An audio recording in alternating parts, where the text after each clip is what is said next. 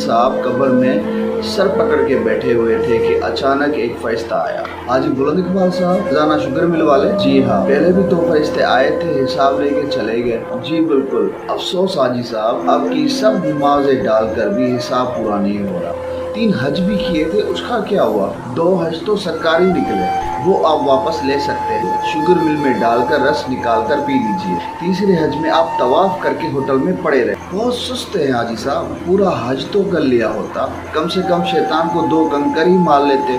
अच्छा, अब क्या होगा? होना क्या है? रोजे हैं आपके पास? जी हाँ, 40 साल के रोजे हैं, वो भी पूरे 1200। एक रोजा भी मिस नहीं किया। मुझे कब्र 231 और 232 का हिसाब करने जाना है। इतनी देर में आप मुकम्मल और बेऐब रोजे गिनकर अलग कर दीजिए। एक मुकम्मल रोजा भी मिल गया तो काम बन जाएगा। फरिश्ता चला गया तो हाजी साहब ने रोजे वाली पेटी खोली। उन्होंने निहायत एहतियात से पहला रोजा खोल के देखा तो उसका बाजू टूटा हुआ था। उसके बाद उसने एक एक रोजा निकाल कर चेक किया। ये जानकर उन्हें शदीद मायूसी हुई कि संदूक में पड़ा कोई भी रोजा मुकम्मल तौर पर सलामत नहीं था। किसी की टांग गायब थी तो किसी का बाजू और किसी का तो सर ही गायब था। उन्होंने मायूस होकर संदूक बंद कर दी। 1 घंटे बाद फरिश्ता आया।